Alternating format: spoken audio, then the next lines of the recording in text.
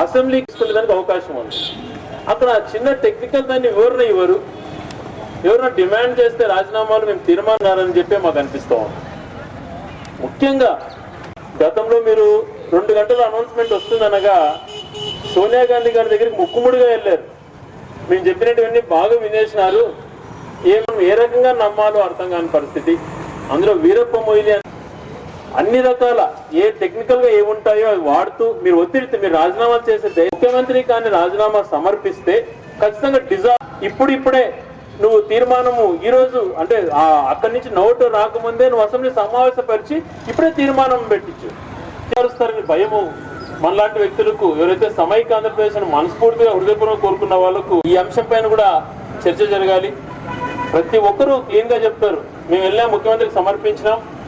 ఆ తీర్మానానికి వాల్యూ ఉంటే కదా మీరు ఎన్ని మాటలు చెప్పినారు. ఇంతమంది చేస్తున్నటువంటి కృషిని నీరు గార్చకుండా ఎంతో మంది ఆత్మహత్యలు చేసుకున్నారు. గుండెలా